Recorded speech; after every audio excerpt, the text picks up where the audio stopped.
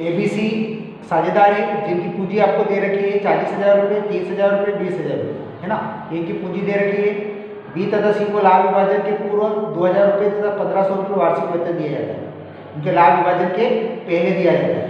पूंजी पर 5% वार्षिक ब्याज दिया जाता है, परंतु आहरणों पर कोई ब्याज नहीं दिया जाता। वर्ष के पहले 12,000 रुपये में आपको A को 50%, B को 30% तथा C को 20% और 12,000 रुपये से अधिक लाभ को साझेदारी में बराबर बराबर बांटा जाता है। 31 दिसंबर 2017 को समाप्त होने वाले वर्ष में साझेदार का वेतन देने के किंतु पूंजी पर ब्याज देने से पूर्व आपका लाभ था 20,100 रुपये। साझेदारों के आहरण निम्न प्रकार के इनके आहरण दे रखे हैं। A के 8,000 रुपये, B के 7,500 और C के 4,000 रुपये। 1 जनवरी 2017 को साझेदारों के चालू खातों के निम्न शेष थे। A 3,000 रुपये जमा थे, B के 500 रुपये जमा थे तथा C के 1,000 रुपये नामे।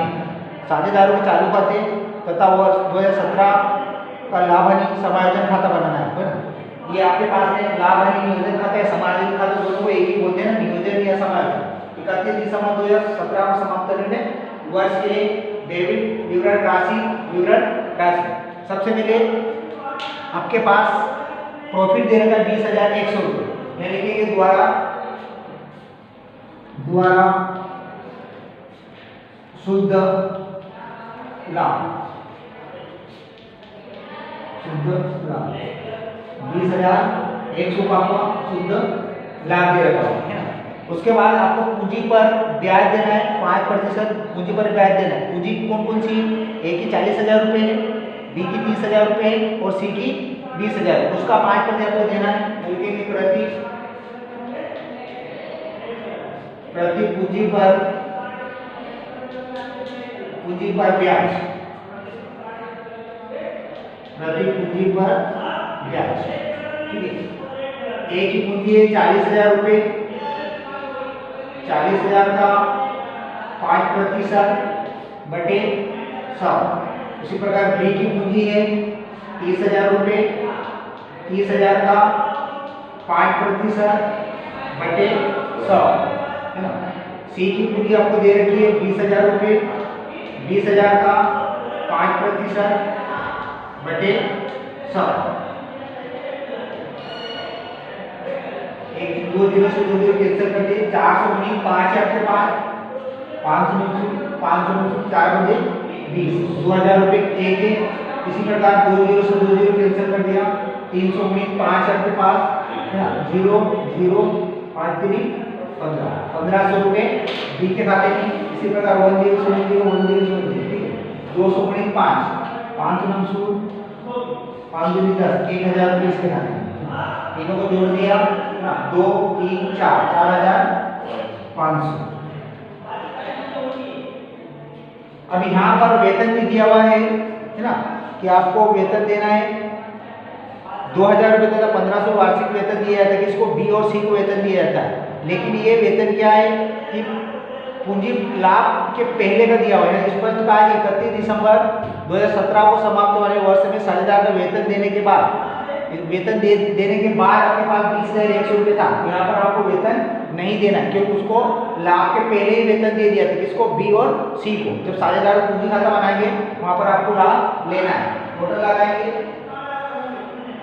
20,100, क्रेडिट तरफ टोटल बना है ना। इसी प्रकार दोनों तरफ टोटल लगाएंगे 20,100।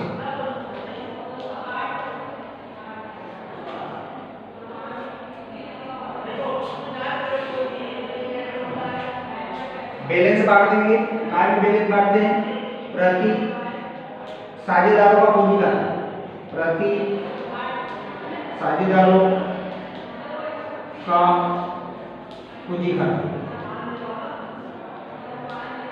ये बैलेंस किसमें बांटते हैं? साझेदारों के पूंजी खाते।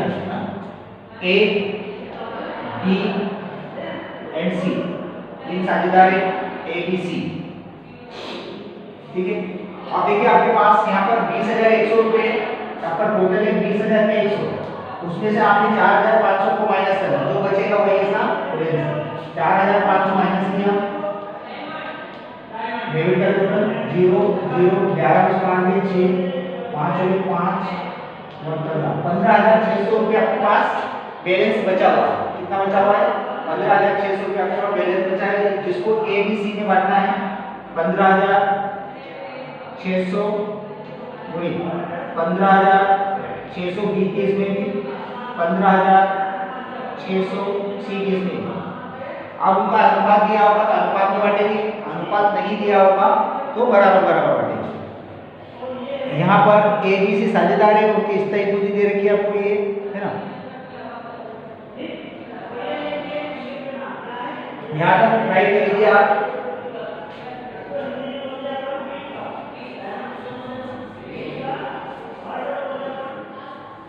₹15,600 को बांटना है, लेकिन वहां पर आपको प्रतिशत दिया हुआ है कि 50% ए को देना है, 20% बी को 30% देना है, तो सी को 20% देना है। ₹12,000 से जो अधिक लाभ होगा उसे साझेदारों में बराबर बराबर बांटा जाता है, ठीक है। तो आपको एक विवरण पत्र बनाना पड़ेगा।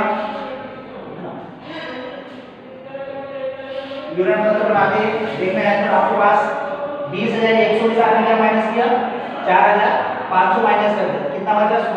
15,600 आपके पास बैलेंस बचा हुआ।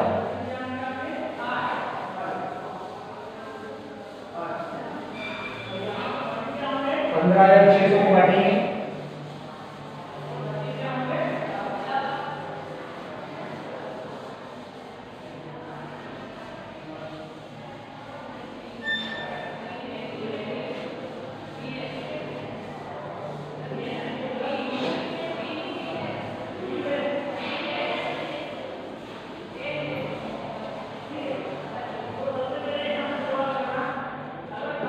देखिए यहाँ पर क्या था कि साझेदारों का जो पूंजी खाता आपने लिखा था तो 15,600 आपको बैलेंस कितना होगा? तो 15,600 अपन डायरेक्ट बांट देते, लेकिन क्वेश्चन में आपको अगर ऐसा कहा जाए कि जैसे मान लो कि क्वेश्चन में आपको स्पष्ट कहा गया है कि पहले ₹12,000 में ए को 50%, बी को 30% और सी को 20% देना है, और 12,000 से अधिक लाभ को बराबर बराबर बांटना है। तो उसके लिए क्या बनाना पड़ेगा? यहाँ पर बनाइए लाभ हानि का विवरण पत्र, लिखिए लाभ हानि विवरण पत्र, लाभ हानि विवरण पत्र, ठीक है। लाभ हानि विवरण पत्र कैसा बनाया जाता है?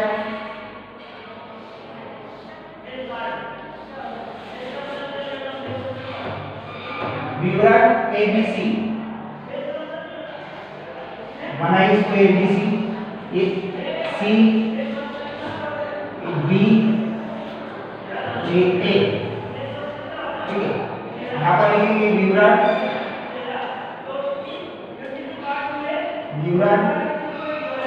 A B and C, B partner है ए बी सी। पहले ₹12,000 आपको बांटना है, लिखेंगे पहले ₹12,000 किसमें बांटना है आपको? 50%, 30% व 20% इसमें बांटना है। पहले 12,000 अपने पास 15,600 का बैलेंस है, 15,600 का बैलेंस है। तो पहले 12,000 50%, 30% और 20% उसको डिस्ट्रीब्यूट करना है, बांटना है, ठीक है। सबसे पहले ए लेते हैं, ए कितने बांटना है? पहले 12,000 बांटना है, ए से बांटते हैं ₹12,000 गुणित 50% ए को देना है, तो 50 से 100, 0 से 0 कैंसिल, 0 से 0 कैंसिल। यहाँ 1200 गुणित 5 आपके पास बचा हुआ है ना, तो 12 × 60, ₹6,000 किसको देना आपको? ए को। ए की इसमें ₹6,000 आएंगे, तो ए के इसमें अमाउंट डाल दें। अब बी को कितना देना है आपको? 30% बी को देना है। पहले ₹12,000 में 30% हिस्सा किसका रहेगा? बी का। 30% कैसा? 0 से 0, 0 से 0, 1200 गुणित 3 बाकी 3600 आपको बी को देना है, 3600 किसको देना है? बी को देना है। इसी प्रकार सी का हिस्सा है आपके पास में 20%, तो 12,000 गुणित 20%, 0 0 0 0 1200 गुणित 2 बचा है, 12 गुणित 2400 रुपये आपको किसको देना है, सी को देना है। अब देखिए क्वेश्चन में आपको कहा है कि पहले 12,000 रुपये आपने इस रेशो में बांटा है और जो बैलेंस बचेगा उसको आपको बराबर बराबर साझेदार को बांटना है। क्या बैलेंस बचा, देखिए आपके पास 15,600 का बैलेंस बचा लाभानी नियोजन खाते में, ठीक है, उसमें से आपने 12,000 रुपये बांट दिए है ना। अब कितना बैलेंस बचा आपके पास में शेष को लेते हैं, 0 0 6 3 3600 रुपये आपके पास शेष बचा, कितने का, 3600 रुपये। ये 3600 रुपये आपको क्या करना है, बराबर बराबर बांटना है तीनों साझेदारों में, ए में भी, बी में भी और सी में भी। ये 3600 रुपये बांटते हैं बराबर बराबर में, ये 3600 रुपये यहाँ लिखेंगे। अगले रुपीस 3600 बांटना है बराबर बराबर, तीन साझेदार है तो बराबर बराबर अनुपात क्या होता है, 1 अनुपात 1, ये होता है बराबर बराबर। 3600 को बांटते हैं ए में, 3600 गुणित 1 और बटे क्या रहेगा 3 है ना, इन तीनों का टोटल, ठीक है, 3 एकम 3 3 दूनी 6 3 शून्य 0 3 शून्य 0, ये कट गया पूरा, ठीक है। 1200 गुणित 1 मतलब 1200 रुपये किसे मिलेंगे, ए को, 1200 रुपये किसको देना आपको, ए को, ए के खाते में 1200 रुपये लिख दिए। अब बी का सोल्व करते हैं, बी 3600 गुणित 1/3, वही 1200 रुपये से मिलेंगे है ना, 1200 रुपये से बराबर बराबर बांटना, बराबर बराबर हिस्सा आएगा तीनों का। सी को 3600 रुपये गुणित 1/3 बांट दिया, 1200 रुपये से मिलेंगे तीनों, 1200 रुपये 1200 रुपये, इनका टोटल लगा देंगे, ठीक है। 6000 है, 7200, 3 और 4 4800, 4800, 2 3 3600, 3600, ए का है आपके पास 7200, बी का है 4800 और सी का है 3600। अब आप देखिए आपने लाभानी नियोजन खाता बनाया हुआ, ये तो हो गया कंप्लीट आपका। आप वहां पर देखिए लाभानी नियोजन खाते में आपने ए बी और सी को छोड़ा हुआ है ना, यही लाभ कहाँ निकलेगा, मैं जैसा बोलता हूँ उसे लिख लीजिए वहां, 7200 अंदर लिखना है इसे, लाभानी नियोजन खाते में 7200 रुपये, ठीक है। पहले ऐसा कैसा यूनिट है ना, उसके बाद बी के 4800 रुपये और सी के 3600 रुपये, 3600 रुपये, तो इसका टोटल आपको अंदर बाहर लिखना है 15,600 रुपये, इस तरीके से, ठीक है। लाभानी नियोजन खाते में जो आपने बनाया हुआ, और एक लाभानी विवरण पत्र उतार लीजिए ऐसा कैसे आपको,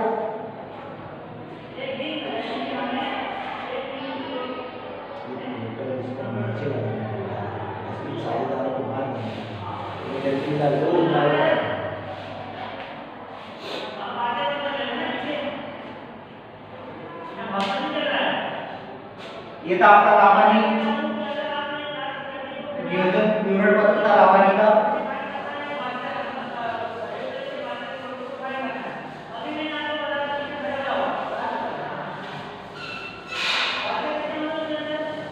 इसके बाद साझेदारों को पूंजी खाता बनाना है आपको,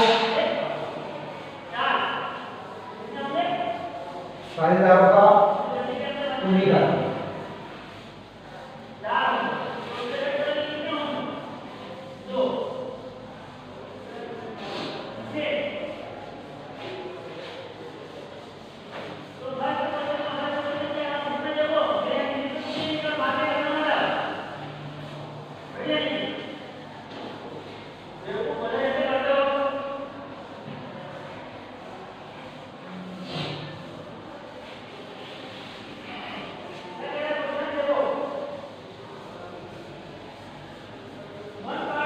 अब बनाएंगे साझेदारों को पूंजी खाता। साझेदारों को पूंजी खाता कैसे बनाया जाता है देखना, इधर भाग में लिखेंगे साझेदारों को पूंजी खाता। क्वेश्चन में आपको कहा गया है कि साझेदारों का पूंजी खाता बनाइए, है ना। साझेदारों चालू खाते, साझेदारों पूंजी खाता। सबसे पहले लगाएंगे साझेदारों पूंजी खाता। साझेदारों का पूंजी खाता। साझेदारों पूंजी खाते सिर्फ साझेदारों को पूंजी लिखी जाती है। इसका फॉर्मूला बनाइए। यहाँ पे देखिए क्या आएगा, विवरण ABC, विवरण ABC,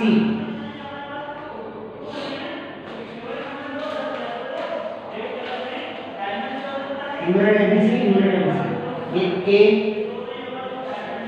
B C, इसका विवरण A C B और A, विवरण। इस साइड लिखेंगे डेबिट साइड में लिखेंगे विवरण A B एंड C, विवरण A B एंड C, ये क्रेडिट साइड है। साझेदारों का पूंजी खाता बनाया जाता है, उसमें साझेदारों की केवल पूंजी लिखी जाती है। क्या लिखी जाती है? पूंजी लिखी जाती है ना। अब देखिए साझेदारों की पूंजी कितनी दे रखी है आपको, 40,000, 30,000 और 20,000 रुपए। ये पूंजी हमेशा जो भी बैलेंस रहता है, बैलेंस हमेशा क्रेडिट तरफ शो करते हैं। लिखेंगे द्वारा शेष लाया गया, द्वारा शेष लाया गया। एक की 40,000 रुपए, 40,000 रुपए, 30,000 रुपए और 20,000 रुपए, ये उनकी पूंजी है ना। पूंजी क्या रहा, अतिरिक्त पूंजी लिखते हैं, लेकिन यहाँ पर क्वेश्चन में अतिरिक्त पूंजी नहीं है, यही आपका टोटल हो गया, है ना। यही टोटल लगाएंगे दोनों तरफ, 40,000, 30,000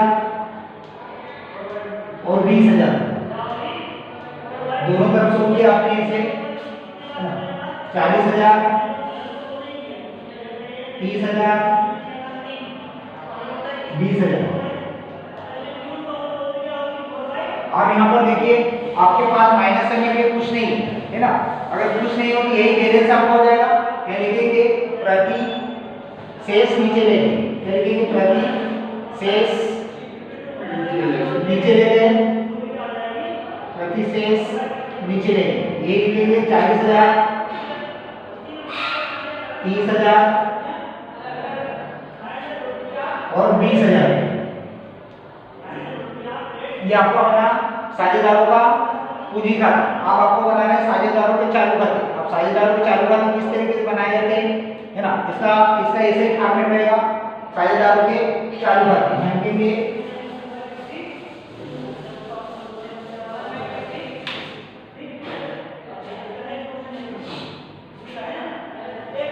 साझेदारों के चालू खाते,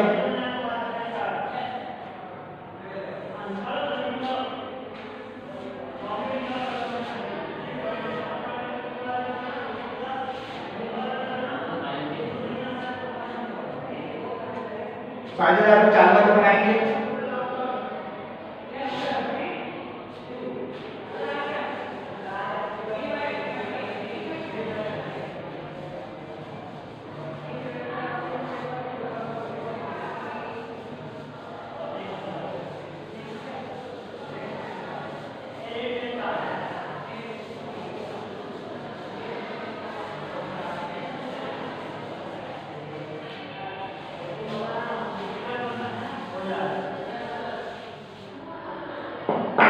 देखना है कि साझेदारों चालू खाते,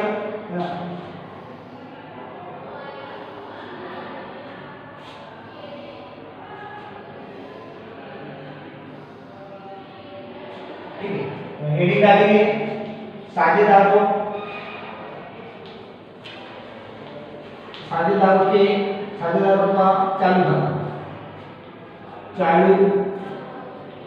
खाता, साझेदारों का चालू खाता, ये ठीक है। आप देखिए यहाँ पर क्वेश्चन में पेज पलटाएंगे आप, तो उनके चालू खाते के शेष आपको नीचे दे रखे। 1 जनवरी 2017 को साझेदारों चालू खातों के शेष निम्न थे। ए 3,000 रुपये जमा, और जमा साइड आपकी ये होती, कौन सी होती है, ये वाली जमा साइड होती है ना। है, लिखेंगे द्वारा शेष लाया गया, शेष लाया, ठीक है। 3000 रुपये ए के हैं, जमा है तो जमा साइड ये होती है, क्रेडिट को जमा बोलते हैं, ठीक, और इसको नाम बोलते हैं डेबिट को। 3000 रुपये हो गए। आप बी के 500 रुपये हैं, बी के कितने 500 रुपये बी के, और सी के नाम है यहाँ पर कुछ नहीं। अब इधर इस साइड की बात करेंगे तो सी के नाम निकालेंगे, लिखेंगे प्रति शेष लाया गया, प्रति शेष लाया गया। एक इसमें कुछ नहीं है ना, कितने सी केस में देखिए आपको नामे दे रहे थे 1000, सी केस में नामे दे रहे 1000 रुपये, 1000 उसके खाते में। अब आपको क्या करना है, आपने जो लाभानी नियोजन खाता बनाया उसे एक बार देखिए। आप लाभानी नियोजन खाते हो, आपकी जो कॉपी में सोल्व किया उसको है ना, वहां पर क्या किया था आपने, पूंजी पर ब्याज, यानी द्वारा इस साइड लिखेंगे और डेबिट का क्रेडिट में लाना, ठीक है। पूंजी पर ब्याज, पूंजी पर ब्याज कितना कितना निकाला था पूंजी पर ब्याज, है ना, इसका 2000 निकाला था आपने, ठीक है। 1500 रुपये बी का था और 1000 रुपये सी का था, ये पूंजी पर ब्याज हुआ, है ना। अब यहाँ पर वेतन भी दिया हुआ, क्या दिया हुआ है, वेतन। आपको यहाँ पर वेतन लेना है, कि वेतन दे रखा आपको कि बी तथा सी को लाभ विभाजन से पूर्व 2000 रुपये तथा 1500 रुपये वार्षिक वेतन दिया जाता है। वहां पर आपने वेतन नहीं निकाला, क्यों नहीं निकाला, क्योंकि वहां पर जो शुद्ध लाभ था उसके पहले से वेतन दे दिया था, इसलिए वहां पर नहीं निकाला। लेकिन यहाँ पर आपको लिखना है, लिखेंगे द्वारा वेतन किसको किसको मिला था, सिर्फ बी और सी को। 2000 रुपये बी को मिला था और 1500 रुपये सी को मिला, तो द्वारा वेतन हो गया। उसके बाद आपको देखिए लाभानी नियोजन खाते में आपको लाभ और साझेदारों का पूंजी खाता आपने लिखा है ए बी सी, है ना, वो भी डेबिट साइड है, उसे आपको क्रेडिट साइड लाना है। क्या लिखेंगे, किसके नाम से लिखना है आपको, लाभानी नियोजन खाते में, लाभानी नियोजन खाता, लाभानी नियोजन खाता, लाभानी नियोजन खाते के नाम से लिखा है यहाँ पर लाभानी नियोजन खाता। ए को कितना हुआ था 7200, इसी प्रकार बी को हुआ था 4800 और उसको हुआ था 3600, ये लाभ भी दिया, है ना।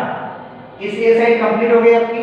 अब देखिए ना तो आहरण पर, आपको क्वेश्चन में आहरण पर ब्याज नहीं दिया हुआ है, लेकिन आपको आहरण दे रखे हुए, है ना। देखिए पीछे एक पलटा साझेदारों के आहरण निम्न थे, ए के 8000 रुपये थे, बी के 7500 और सी के 4,00,000 रुपये, ये साझेदारों का आहरण है। तो आहरण अनुसार डेबिट साइड आपको लिखना है, लिखेंगे प्रति आहरण, प्रति आहरण कितने कितने आहरण दे रखे हैं, 8000 रुपये, 7500 और 400, 8000, 7500 और 4000 ये आहरण थे। सारे हो गए हैं, दोनों तरफ पर टोटल लगा देंगे, है ना। क्रेडिट साइड का टोटल बड़ा है, दोनों को इस टोटल को माइनस कर देंगे। टोटल लगाया डेबिट तरफ का, है ना। सबसे पहले 1 2 3 5 5 और 1 6100, इसका टोटल आपके पास 6100। बी का लेंगे 5 6 2 8 8 और 12 13300, 13300 बी का। इसका लेंगे 3 2 5 5 से 12200, 12200, सॉरी 500 ही है, 500 उत्पन्न 2000, 4000, 4 4 8800, 8800। ये टोटल दोनों तरफ शो करेंगे यहाँ पे आप, है ना।